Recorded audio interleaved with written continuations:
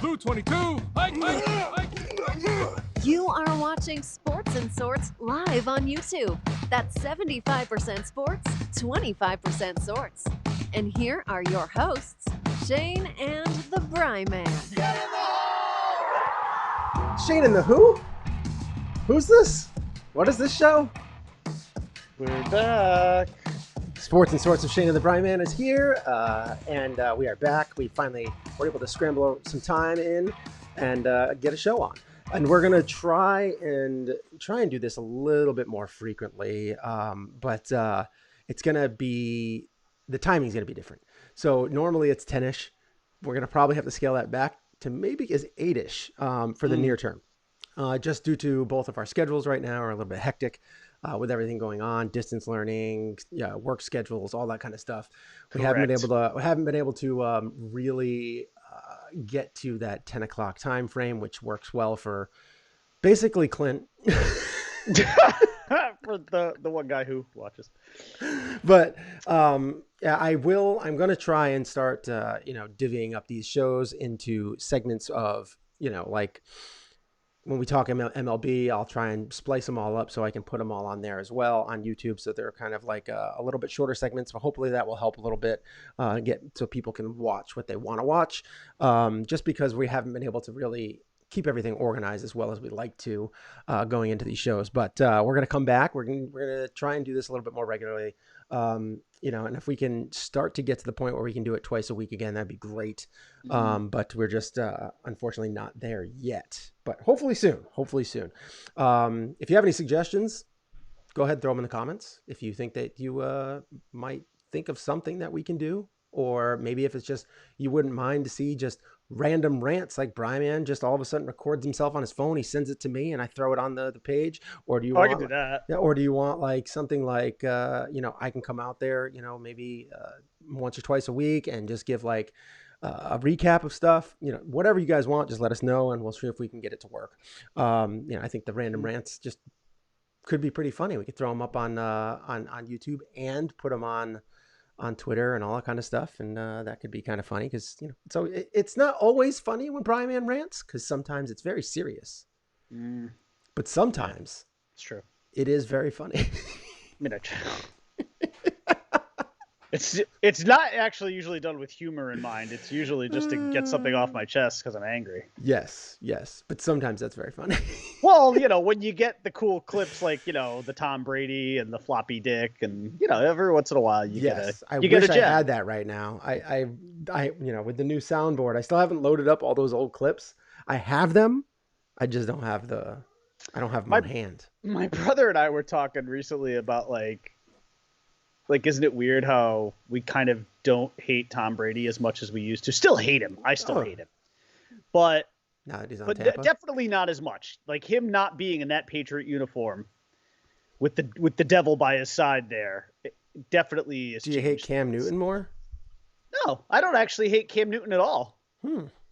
It's it really makes me think when it comes down to all of it, it was probably just more Belichick I hated than anything. Because he's really the serpent. Well, he is, that's the snake that you have to cut the head off of. And until like he's gone, Yeah. I'll listen. They're division rivals for both of our teams. I don't think either one of us will ever really warm up to the Patriots, but in any way, regardless of when Belichick is gone or not. But I do find, though, that as much disdain as I do have for Tom Brady, and I do still consider him my mortal enemy. Well, him and David Ortiz, but when it comes down to it, I probably don't quite hate him as much. Still hate him. I mean, there's still a lot of vitriol there and a lot of anger and bitterness, and probably mostly bitterness.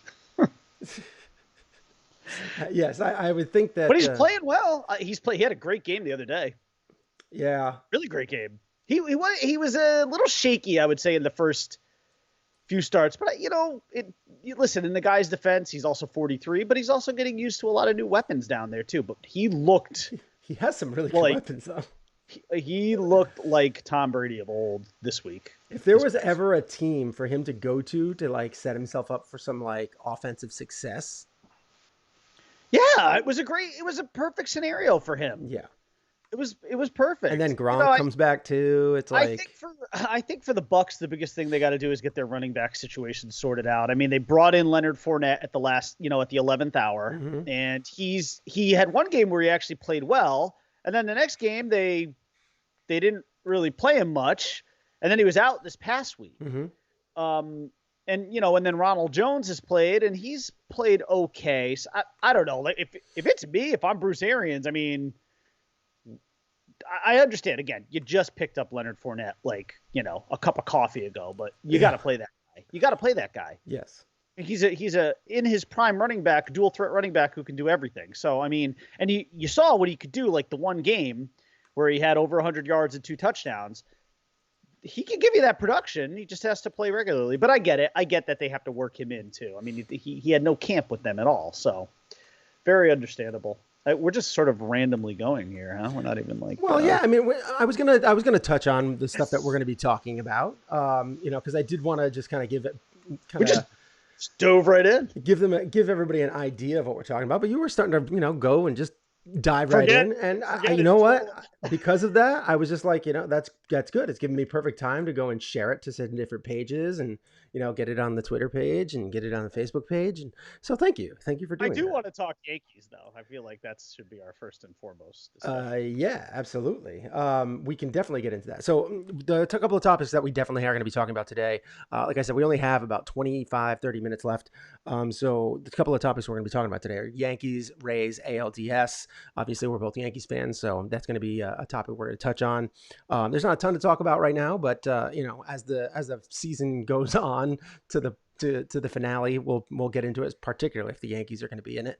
We're going to touch on the NFL a little bit, some COVID tests that were crippled the team, and then also we have my Buffalo Bills, which I think to a lot of people, maybe not a lot of people, some people, a little bit of a surprise with a 4-0 start, best start since 2008, I believe.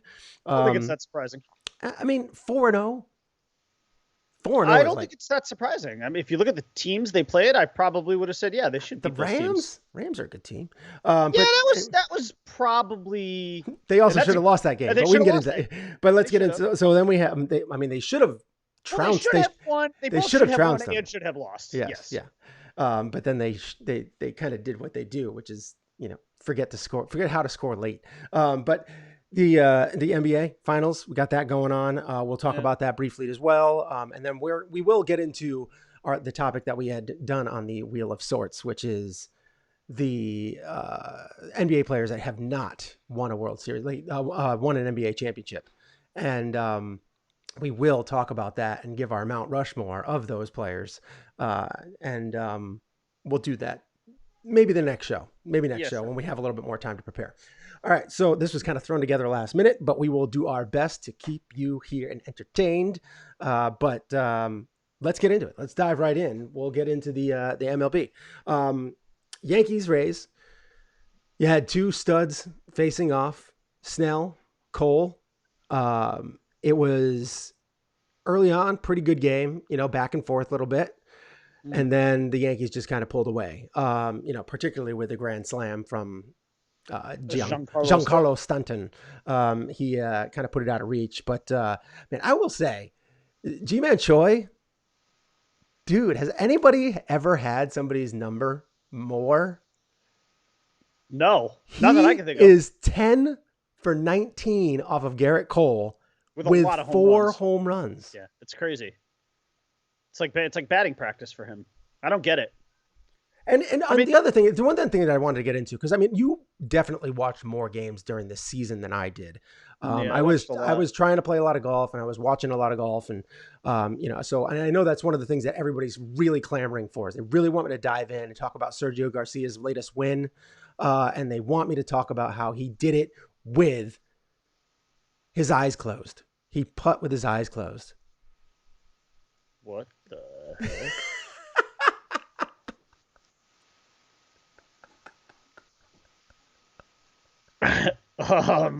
Okay. Somebody's singing along. Nice. Yeah. Alrighty then. Anyways, so yeah. Wow. Okay. Sometimes the comments are hilarious. As far as Choi goes, yeah, I mean, I don't know what to say. I mean, he literally does have Garrett Cole's number. I mean, it's like you would actually think he might know what pitchers are going. You'd think this was like an Astro situation. But I want to say to you, like, this is what, because like I was saying, you definitely watched more. You watched more games during the regular season than I did. This whole year with sports has just been kind of so weird to me that I've been having a hard time getting into it. I've just been having a really hard time getting into it. Still watch from time to time, enjoy it kind of when I watch it, but it's nowhere near like it has been. Like I used to like turn on a Yankee game and then I would like spend most of my time standing like 6 inches in front of the TV. Yeah. And I just have no there's nothing that's pulling me out of my chair to go watch this or nothing. It's terrible. It's terrible that this is the feeling I get this year. But it's also kind of expected, I guess. I don't know. For me, it's not as intense. It's tough without the fans there, right? Yeah. But I will tell you, I was into last night's game quite a bit. I was. Yeah, I mean, you can get into it.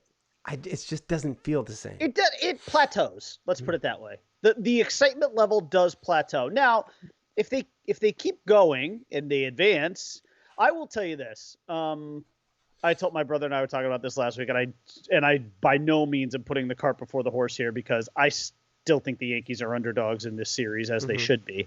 But I will tell you, last week, I was talking to my brother and I was like, I said, there's a long way to go for this to happen. I said, but my dream scenario would be to draw the Astros in the ALCS. I really want to play the Astros in the ALCS. I do. I want some fucking revenge. I could see that.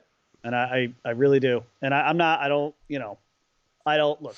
Houston did their part yesterday. We're a third of the way towards that happening because Houston won yesterday and the Yankees won yesterday, but still a long way to go. I actually suspect Houston probably will get there. I have no faith in Oakland in the postseason at all, and in any year. I mean, just that's like an evergreen comment because it's just one of those things where you could say that year in and year out about Oakland in the postseason. And Houston, despite what they may have done to get there, certainly does have the pedigree to get there. But that I would love to see that though. I really would. I would really love to see the Yankees get a crack at them in the ALCS with a chance to get to the World Series. And the World Series, if regardless of who's there, I mean, that at least could be entertaining because there will be some fans, from my understanding, in the crowd. Not many, maybe equivalent of like what certain football teams are doing, like you're maybe at like a quarter capacity, but at least it'd be something, right? You have a little bit of noise. I will tell you though that in these NFL games where that's taking place, and I've seen 2 Dolphin home games where they've had 13,000 fans in the stadium, you're not picking up a lot. I thought it would be louder because I thought those fans would be louder just because they would be excited to have some semblance of normalcy, but not really. It's hard to pick up. And actually because of all the piped in noise that they do with these games, it's kind of hard to distinguish, like I don't really know the difference.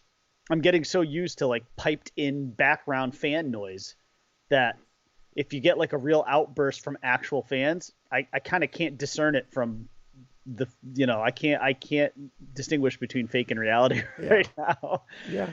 It is a weird, let's be honest. This is just a weird year. Yes. It's a terrible year. It's strange from a sports perspective.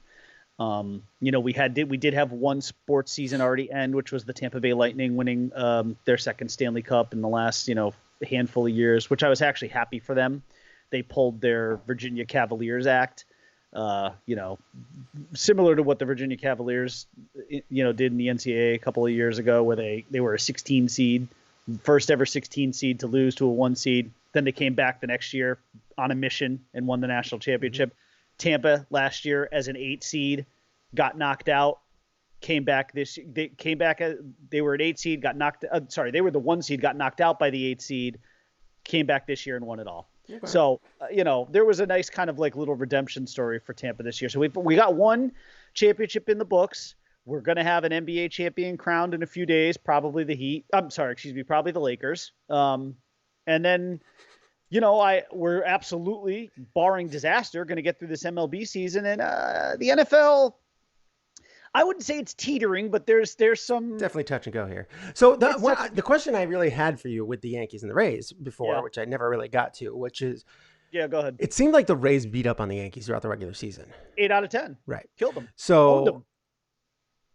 This series is definitely not over by any shape. Oh my God, no. But I do like them. That was a must-win for the Yankees. Yeah, I do like them having. Yeah, I do like them having that, because it could potentially bring. Are they doing? They're not doing. Are they doing a 7-game series? No, it's 5. It's 5, right? This is right. 5. Yeah. So now it's kind of normal again. Right. So okay, I just wanted to make sure. I didn't know if they were going to go back to. I have no idea what they were going to be doing. Yeah, that's how, because I have not been paying that. And then LCS and World Series are regular best of sevens. Yeah. So the only thing with this series is there's no off days. Right. 5 straight days. The good news is that they could potentially bring back Cole to kind of get one more win if they need to on Friday if they need to. Yes. Yeah, they can do that for him. So that'll be good. All right. So definitely not out of the woods. No. I do like the way some of the, like, Gio Urshela is a beast at third. It's like Scotty Brocious over there. And he doesn't disappoint at the plate either. He holds his own at the plate. Well, I mean, that was Scotty. That's Scotty. I mean, that's Scotty Bro right there, right? Super clutch at the plate. He is such a stud when it comes to just performing on both ends. Yeah, on both ends. Yeah, he's tell you what, so slick with the glove. In the future, as far as I'm concerned, put a blank check in front of DJ LeMahieu, and then sign Gio Urshela to, because now Gio Urshela, like LeMahieu, have given you 2 years where they've clearly shown they can thrive in New York. Yes.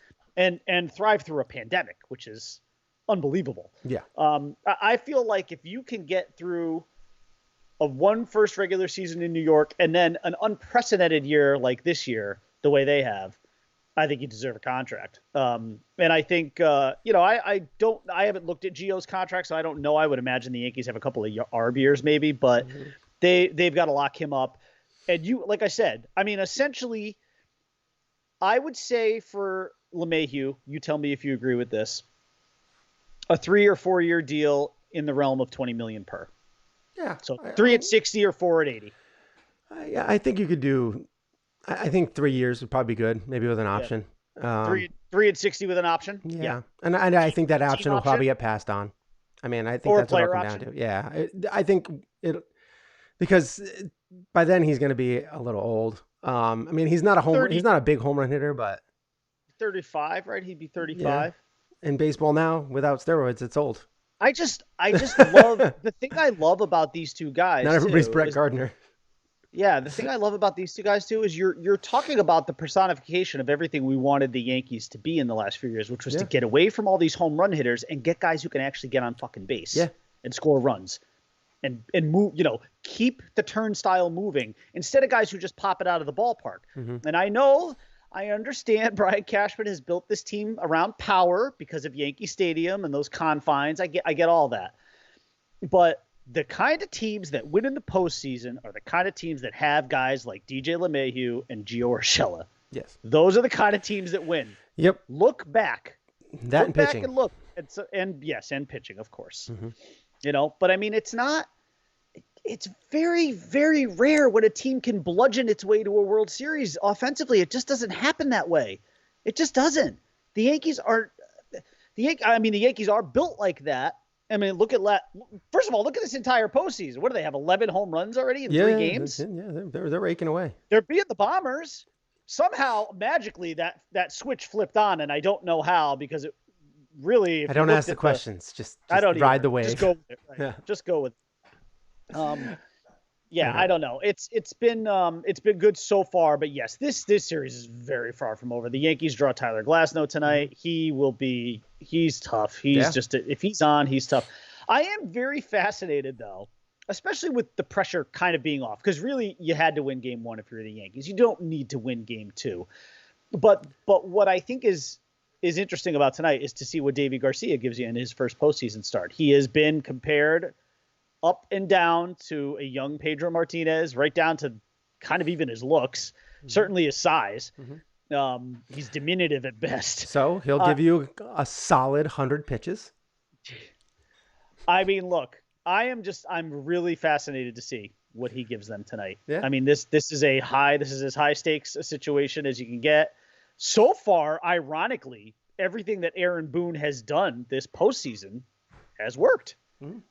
We'll see if this move works. It's an interesting move because you would think you would put Tanaka in this spot, right? Put your number 2 up against their number 2, but the number 3, that game 3 is game 3, right? And that's why you want Tanaka in game 3, right? Because that's the game where, with his postseason prowess, he's the guy you want on the mound. Yeah, I would say just as much as you would want like a Cole in that kind of situation. You want Tanaka there. And by the way, I will not hold Tanaka's performance against the Indians against him. That game was just all kinds of fucked up. Yeah. First of all, rain delay. As soon as that happened, I knew that's not a part. He needs to actually. So he comes back from the delay, has the terrible rest of the bottom of the first, but then the next 3 or 4 innings. Well, he got back into his routine. Yeah, right. He was okay. I will not hold that performance against him whatsoever. No. All right. So that was the state of the Yankees. And then we will get more into the Yankees as this whole thing unfolds. If we can do another show during the week or something like that, if scheduling permits, we'll get it on for you. But if not, then we'll see what we can do. All right. So let's get into. You can hear it lightly in the background, and that is we're going to talk a little NFL. We can get into real quick. Buffalo Bills 4-0 start. They have been playing very well. Yes, they've gotten very lucky too. I will say I am a Buffalo Bills fan. We have a viewer of the show, Clint, who also is a Buffalo Bills fan. He wants us to talk about it so bad. He's been aching for it because we haven't talked really any NFL at all this year because we have missed pretty much the last month. So we haven't been able to talk much about the NFL, but the Bills are 4-0. They have been putting up numbers. They've been putting up, points, yards. Josh Allen is, I think, 12 touchdowns to 1 interception. He's thrown for over 300 yards on average per game. I think one he had at 288 and another one he had like 410. Moves well with his legs. He moves. He still makes some absolutely moronic decisions when he has the football and he's under a little pressure. He did it yesterday and got away with it. Diggs caught the ball and they got a nice little gain. What a weapon Diggs is for him.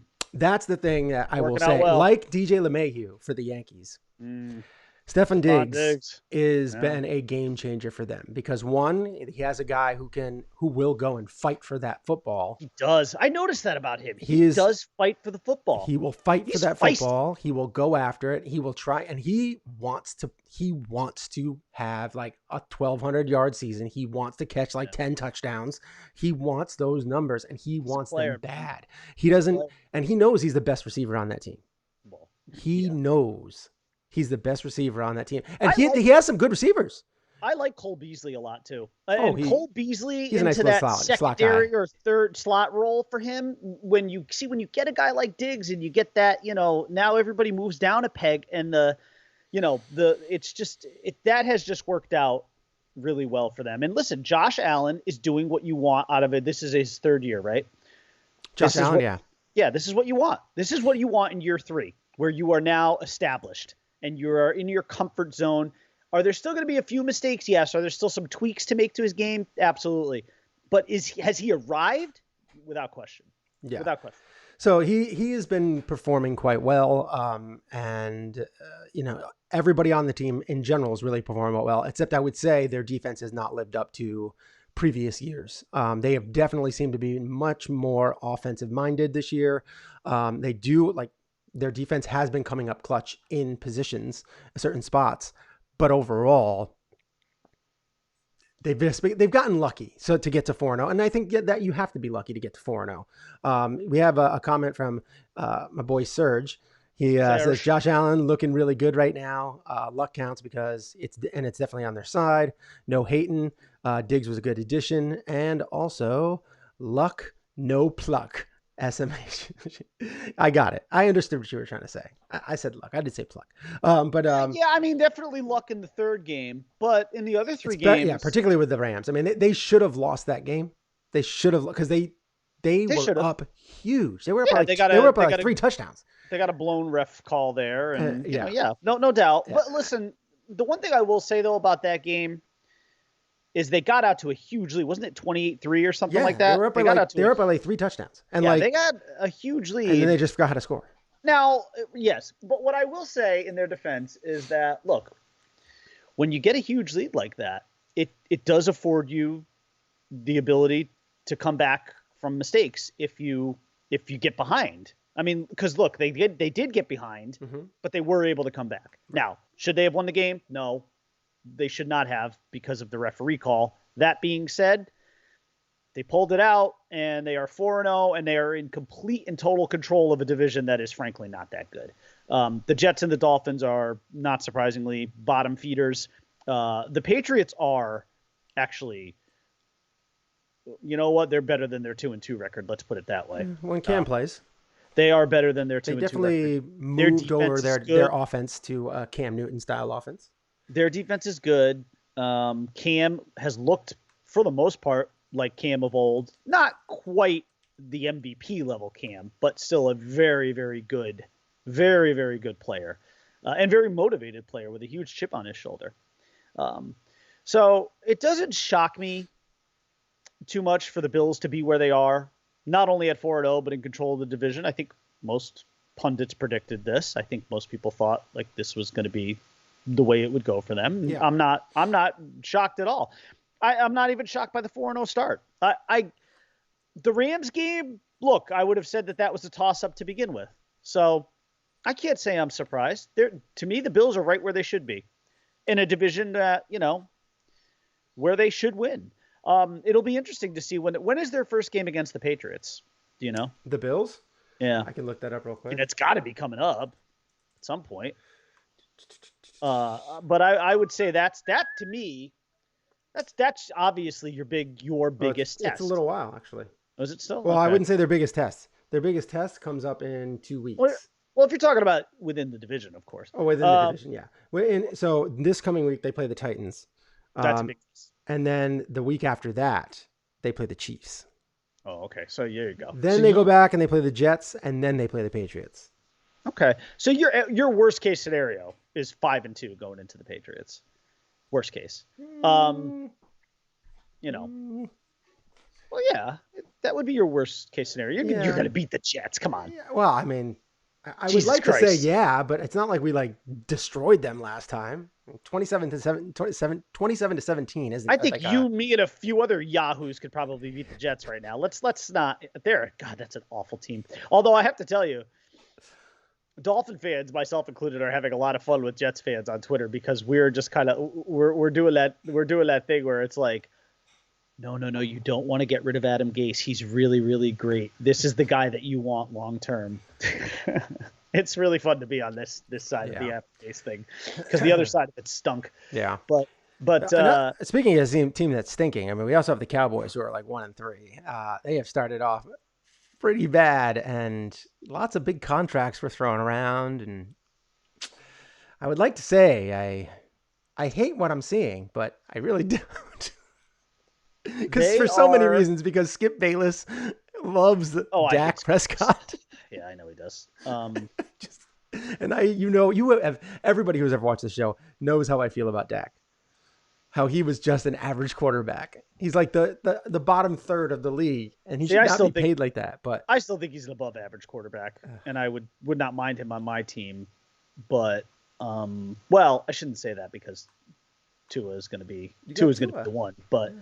But I'm just saying, in a world, let's say where Tua didn't exist, I would love to have a guy like Dak Prescott as my quarterback. That being said, the Cowboys are one of those teams that He's got Amari Cooper, a great wide receiver, not just great wide receiver, and he's got Ezekiel Elliott, who is arguably the best running back in the game. Yeah, and a solid defense. It's tough to argue. It's up there. Him and Kamara kind of in that conversation. Defense is solid. Even when they lost Blake Jarwin as a tight end, they still got that other tight end, Schultz. They have CeeDee Lamb, who has looked great. 1-3. They lost in a shootout to the Browns.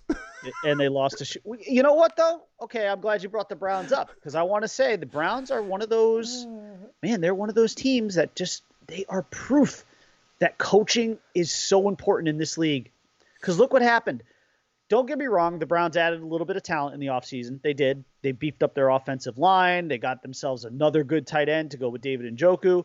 However, all of the Browns' success, I'm sorry, at this point, you have to attribute that to coaching. Kevin Stefanski came in there, cleaned that shit up, and look, they are playing now like the team that you thought they would be on paper. So, I mean, you've got to give some credit to the Browns. They lost against the one good team they've played so far this year. No, the Ravens. And then they played the Bengals. And then they played the Washington, whatever the hell you want to call them. The football team.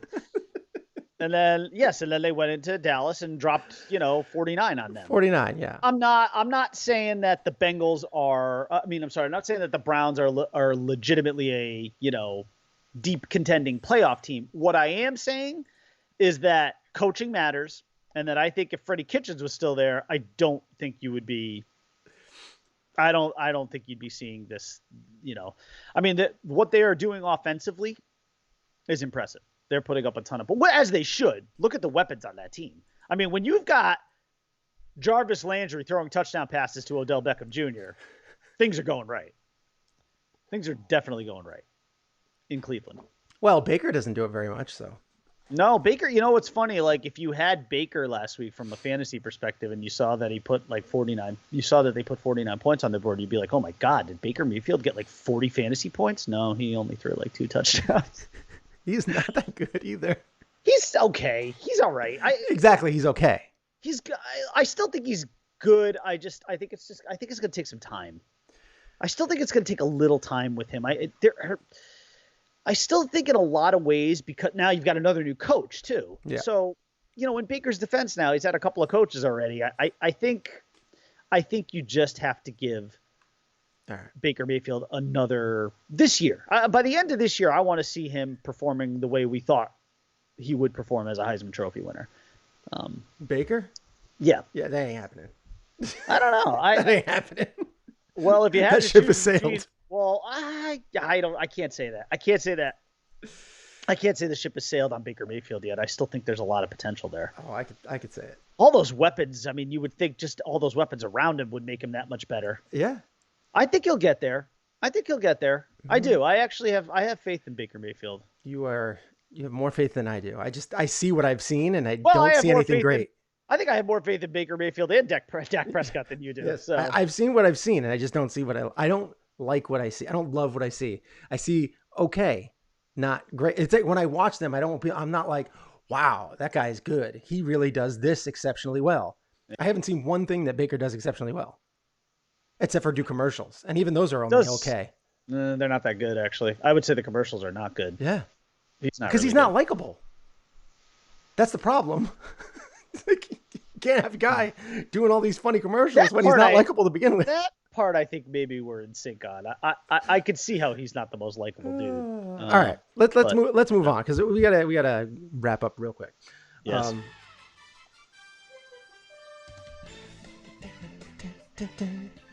All right, so we have the NBA, and we're going to talk about real quick, and we have the Lake Show.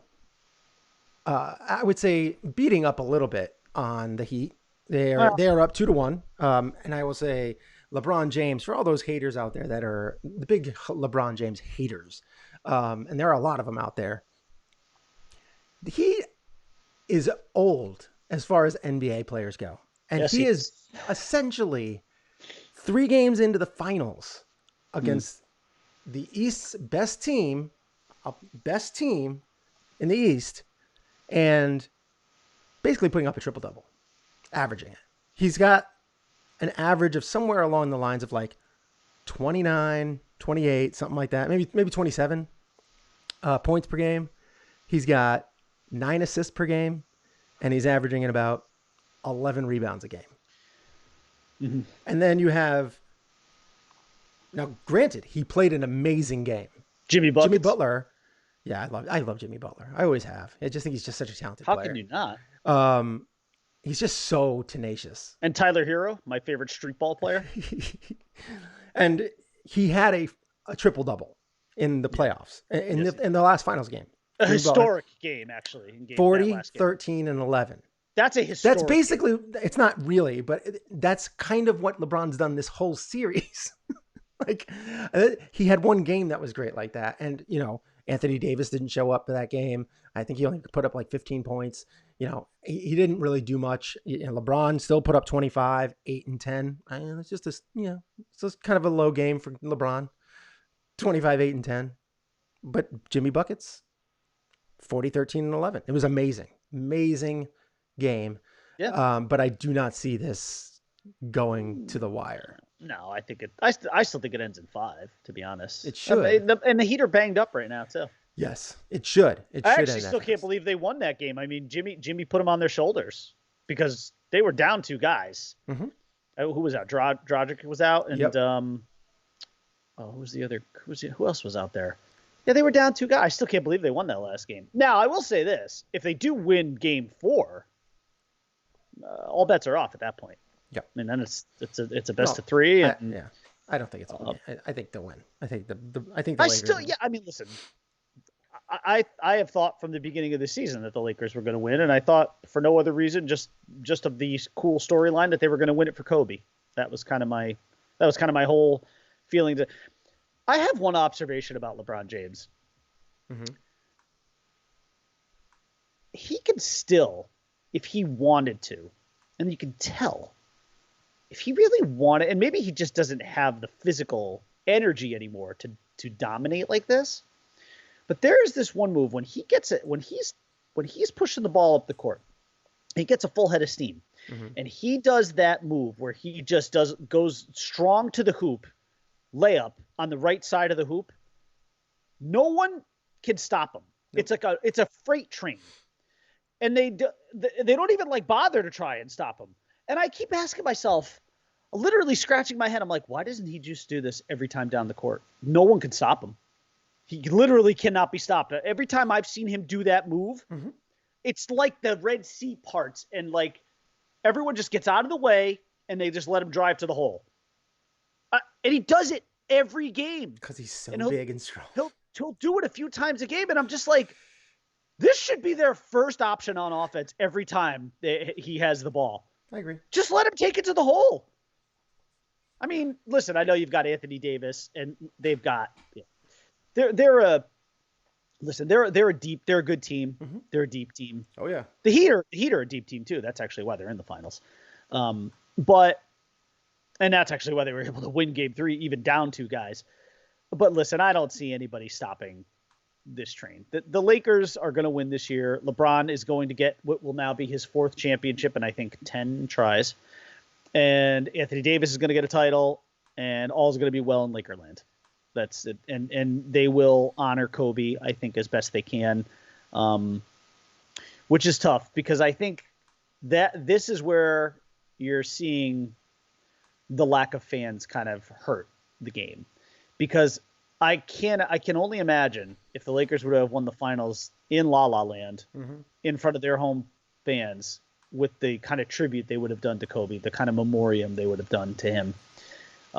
It won't come off quite the same because there's no fans there. They'll do it next year when the fans are back and they can do it live in yes, you know, when they get their rings, when they get a ring and they hang their banner, yeah. But I want to say, you know what? Just maybe to wrap up the show in general, yeah. I want to say something about all the sports playing this year. To me, as far as I'm concerned, there should be an asterisk next to all these championships, but not for the reason you think. I think that there should be an asterisk next to all these championships because I think that they matter just as much as any other championship that matters. I think they are just as special as any of the others that matter. I think that these championships should be recognized in some way, almost as an unbelievably incredible accomplishment. Well, this has been a year of hardships for everyone. For the NBA and the NHL. Your season was halted for a number of months before it started up again. Yep. And what I think is actually kind of incredible about that too is that you had one of, if not the presumptive best team in the NHL still win it. You're going to have one of, if not the presumptive best team in the NBA, probably win it in a couple of games. Mm-hmm. And then as far as the other two sports go, they got delayed completely and just didn't start until, like September. Yes. So, well, the NFL started on time. Sorry. The NFL didn't get delayed, but the NFL season It's still in peril. was altered because there were no though. preseason games, and there was very little in terms of OTAs. Yeah. So you really It's had still in peril too. I mean, there's without a doubt.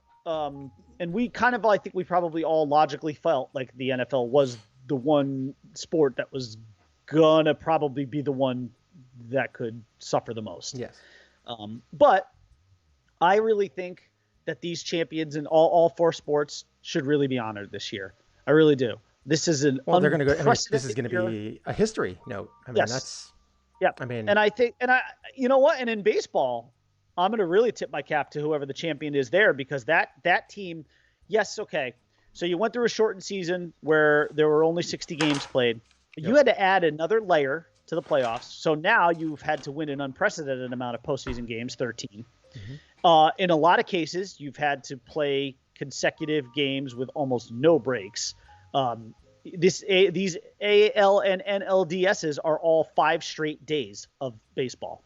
No gaps. Yeah. Nothing. No breaks. You cannot take a breath. The good thing is, I bet you like that most baseball players, most baseball players probably are like, that's what I want. Oh, I yeah. I the would think so. downtime Listen, is what really cripples teams. Well, and and let's their also chemistry. be honest here. This season is only now 65 games deep. Yeah. Yeah. You're not even a third really through the way of what would be a regular season. You're more than a third of what would be through a regular season. They should all have plenty of juice. These guys should all have a ton left in the tank.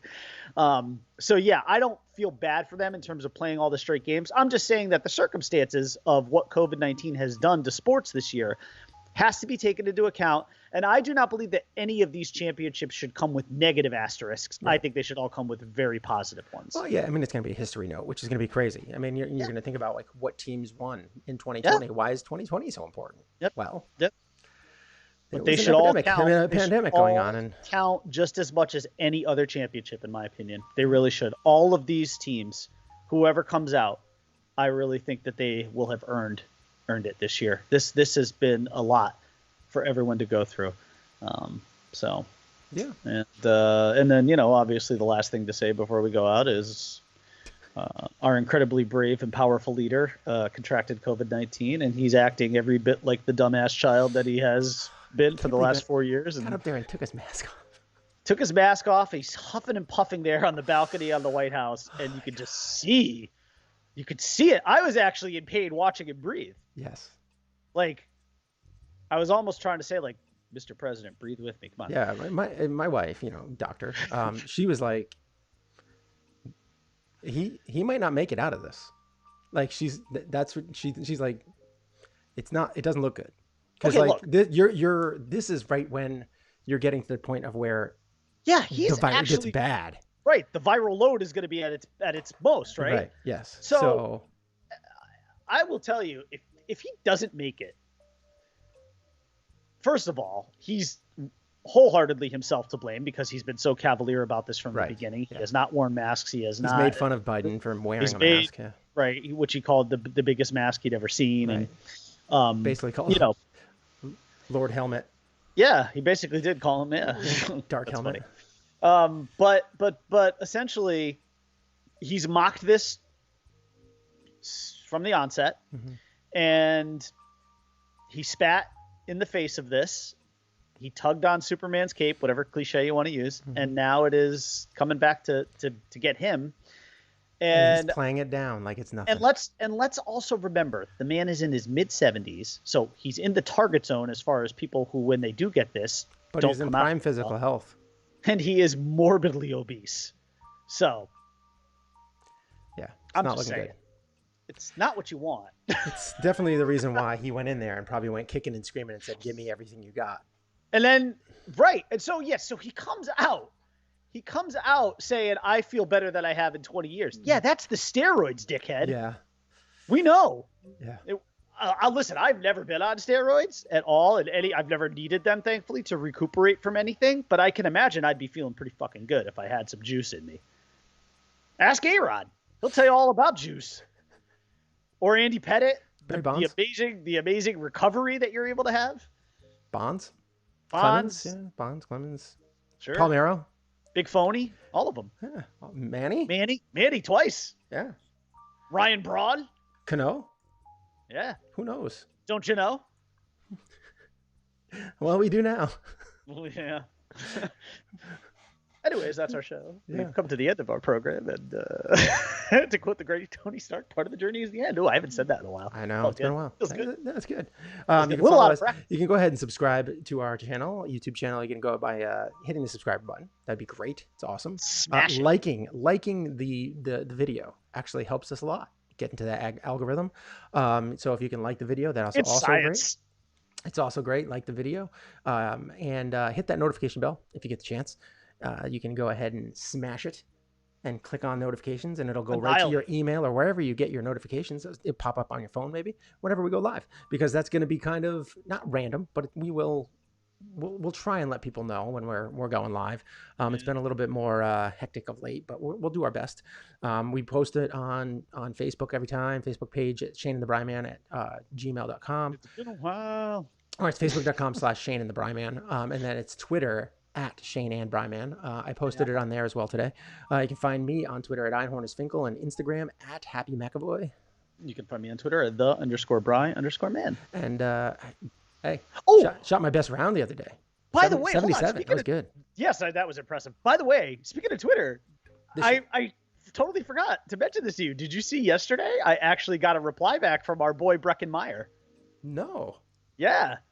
He tweeted something about comparing Trump to Gargamel from the Smurfs. And I basically said, hold on, wait. I'll tell you exactly what I said so you can at least. So, he said I'm on. Okay, so he quoted Trump. I'm on tons of experimental. No, he, didn't really quote. I'm on tons of experimental drugs that we don't fully understand and no one else with COVID can get, but I feel 20 years weirder.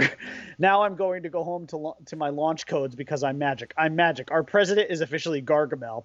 And then he said, # he's a smurfing monster. I said, bro, I like you, but lay off Gargamel, please. He doesn't deserve that analogy. And Breckenmeyer responded and he said, you're not wrong.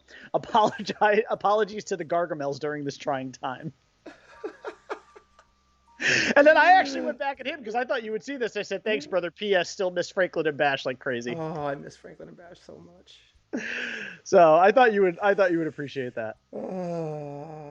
He's a smurfing monster. I gotta go and check. I gotta check this out now. He's a smurfing monster. Yeah, I gotta go look at this. I thought you would appreciate that. In fact, I'm kind of surprised I didn't actually send that to you yesterday. Just because I knew you would.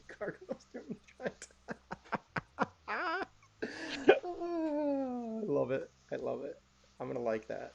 It's so not hard right now. It's not fair though. Like really, that's poor Gargamel don't deserve that. Hey, listen, all we can say is we're what 28 days away. Just get out there and vote. 4 weeks from today. Listen, in the 4 years that Donald Trump has been president, as far as I can tell, he has only said one thing that has been true. And you hear it all the time because they play it on all these clips. He said, this is the most important election in the history of our country. He is 100% right about that.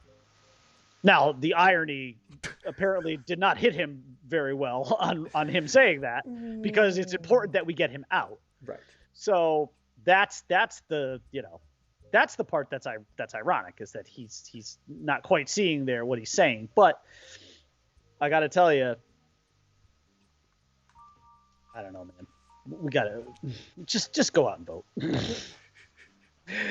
Because the Proud Boys they're standing back, but they're standing by. Oh God! Did you see what happened with that? Well, I saw that one video that one guy put out, and then just gay pride. They started. Oh, yes. That's all great. the tweets. I was like, that is amazing. Yes. Thank you. Yeah, that's good stuff. Thank you. Did you see the one video though where the guy's like? I'm so glad they turned that into a positive.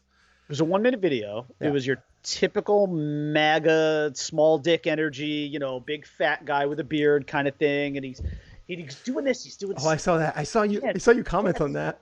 Like, what's with his hands?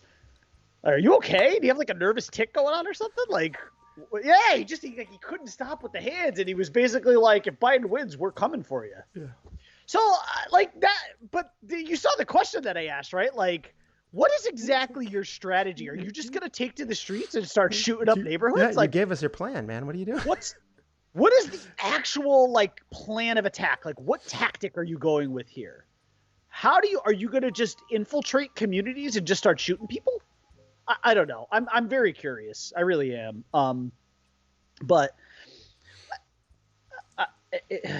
just vote. Just get out there and vote, please. For the love of God.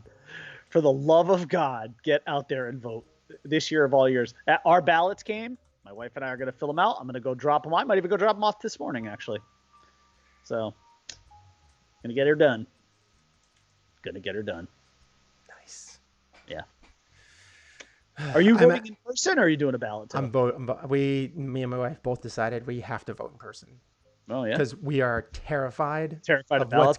Because of what understandable. We want to make sure that our votes count. It's a very. There was a part of me that was like, I want to do it mail in because screw you, Trump, and also. I want the U.S. Postal Service to get their shine in this because they're going to be working their butts off. Yes, they are. But at the same time, I'm just afraid he's going to do something.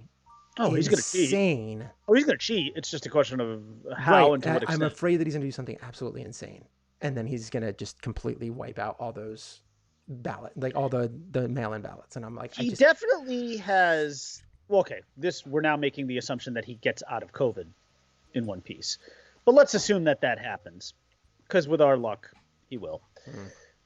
But hey, listen, he's stacking the courts to set himself up to push this thing to the Supreme Court, where he will undoubtedly get a second term. I still think, I don't want to say put a gun to my head. I still think, especially in these times, I don't want to say put a gun to my head. I still think he's going to find a way to win. I still think he's going to win. Mm-hmm. Even though these polls all favor Biden by, in some cases, double digits, which I never trust polls. I think we should all realize after 4 years ago that polls mean absolutely nothing. But I still got this bad feeling he's going to win. It's just, I can't, and I am absolutely Mr. Negative, but I can't seem to flip that switch off. It just feels to me like he's going to pull it out. I don't know. Not feeling great about it. I'm not either. I do like everything that's been said. Did you watch the debate? Yeah. We were texting back and forth about it. Yeah. I was multitasking, watching the Yankees, Cleveland, and that. Yes, I just completely just focused in on the debate for the most part, and I was just kind of like. I watched all of it. It was weird. It was weird, but I do think Biden won that debate, even though it was kind of a. Oh, I know, but it's like you could argue that because you even said that Trump was controlling a narrative, and it wasn't really controlling the narrative as much as he was just controlling the time. He wasn't controlling the narrative because he just kept on coming back to stupid things. And Biden was trying to talk politics and policy and things like that. And occasionally would just kind of stoop to his level and be like, shut up, clown. I was pissed towards the end when Biden was, and you probably saw this too, because he was ramping up and he was going after him hard about Bo over the losers and suckers military comment. And Trump cut him right off at the knees and started talking about Hunter. His other son. Fucking pissed because Biden was. I was actually like sitting up in my seat because I could see Biden was. Yeah. Biden had gotten him so like I could see Biden was getting his fastball back. Yeah. And he was going after him, and then Trump just fucking interrupted him again, and he brought up his other son, and I'm like, motherfucker, I was so mad. I was so mad because I wanted to see Biden finish that strong. He had a point he was going to make, and he was trying to finish it strong, and that fat fuck just came right in, cut him off at the knees, and brought up his other son. And I am telling you, if I was Biden and I was in Biden's camp, I would just start talking right? Giving my speech or whatever I was going to be talking about. And then as soon as Trump goes, I would just look at him, smile, and be like, go ahead. Come on. Just keep talking. Just keep talking. Say something crazy because I know you want to. Just say something absolutely nuts. And like just destroy your own self. And I would have just let him kind of pour gasoline on himself. But I think it would have been so much worse if Biden didn't keep trying to like come in every once in a while and get the time back. Like just when Trump's done talking, look at Chris Wallace and be like, can I have my 2 minutes now? Like when he's all said and done with his ranting and raving, can I have my 2 minutes now? Yeah. And then start up again. And then when Trump starts, just stop, look at him. And then when he's done, all right, now can I have my minute and 50 seconds left? Yeah. Like until he lets him go, because that will absolutely frustrate Trump to no end, because that's the thing he wants. He wants to eat up all your time to talk. So you can't talk policy. It will frustrate him because he can't talk policy. It won't stop him from interrupting. But I know, but he'll interrupt in a way where he'll get so frustrated because he has to keep saying the same things over and over because he only has a handful of things to talk about. And to the point of where it will just become, well, no, the stock market is kind of his thing. Yeah. He has just the stock market. He had Hunter. He had, certain things that were just not that big of a deal, and he just keeps harping on them to try and get Biden to get him off his rocker and just to try and get under his skin. And I think I would just let him just go and just smile and be like, come on. And then when he's done talking, just try. And then now can I have my time? And then you're essentially taking away all of Trump's time. Yeah. I still would have loved to have seen a Joe Biden 8 to 10 years ago versus this Trump. Because when Joe Biden still had his fastball. Yeah. Yeah. He could still throw mid-90s with a tail on the end of it. Yeah. And now it's just kind of he's sort of reinvented himself, I guess you could say. I'm interested to see this next debate because you're going to see more policy talked about. Well, also, I do think they're going to. They're cutting microphones off too. Yeah, so. Which is important. But who cares in that? That debate, they'll be more. They're going to be more, nice to each other as far as letting themselves talk. Like I don't think that they're going to be just randomly cutting each other off every 5 seconds. In this debate, assuming Trump makes it to. No, I'm talking about Pence, Kamala. Oh, Pence and Kamala. Yes, Kamala. Yes. Yeah. Yes. I'm talking about them. That debate, I think they're just it's going to be more of a debate. Yes, I think it'll be a little more civil. And I do think that they're going to try and tone Kamala back, though. I think they're going to try and hold her back a little bit because she can get a little bit vicious. Well, she is a litigator, so yeah, so she can get a bit vicious, and I think that the Republican Party wants to exploit that and saying like, oh, she like a nasty woman. That's what they want to do. That's their favorite word. Yeah. So that's what they want to do. And I think they're going to try and hold her back a little bit. I would love to see her go head to head with Trump, though. Can you only imagine? Because she's sharp. She's really sharp. She would own him. She's got that Garrett Cole 100-mile-an-hour fastball up and in. She does. She does. And then she can veer back and just then give you the smile afterwards. She's deadly. And I think she's deadly in that sense. could, because she's a litigator, I think she could let Trump, she would figure out when to just let Trump burn himself to the ground. Yeah. It's just unfortunate that we're not there yet as a society, unfortunately, to have that. But, I listen, I think the bottom line is, listen, obviously for me as a lifelong Republican, it's tough for me to say this, but we just need to flip everything. We need to flip the White House. We need to flip the Senate, let the Democrats have control for a few years. And listen, let's be honest, politics being what they are, when you get full control, you're bound to fuck up. It is good to have the balance, but in this particular case, we need to flip everything. Yeah. We need to flip all of it. I agree. Because if the Republicans still have control of the Senate, that's still going to be a problem. And some of the biggest elections out there, listen, as important as this national election is, and of course it is the most important of them all, these local elections are crucial. They've got to figure out a way to flip. If they can flip South Carolina, that's huge. Get Lindsey Graham, get Lady G out of there. I would love to say Mitch McConnell would be voted out in Kentucky, but let's just be honest, that's not happening. There's just no chance. That guy's not going anywhere. Yeah. He is as ensconced as a politician can ever get. And let me tell you something. Kentucky, that speaks poorly of you, because you've allowed that guy, that horrific human being, who looks like who was the millionaire guy that got eaten by the pigs at the end of the Hannibal movie? He looks like that. That's what he looks like. I don't remember who that was, but that's who Mitch McConnell looks like. The turtle, the walking turtle.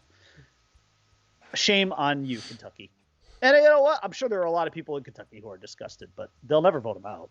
I don't get it. It is what it is, I guess. But yeah, that's pretty much it for our show. Thanks for watching. Subscribe, notification bell. We'll be back soon. We'll let you know. Oh, sure. Say classy political. We love you. Hey, remember, Brian Man Rants. We'll get them on. We'll make their own YouTube section. Oh, yeah. On our channel. Yeah. Just post them, send them to me, and I'll put them through. Make sure you do it the wide angle, though. Okay. Yes, of course. Horizontal. Yeah. We'll go landscape, not portrait. Hey, if you want to do portrait, that's fine, because that'll fill up the box too. So. Oh, that's true. Yeah. I was just thinking, like, little landscape. Yeah. That's better. Sorry, portrait versus landscape. There. Yeah. That was me doing like the Robert Downey Jr. It's pretty hot. All right. Thank you for watching. Peace out.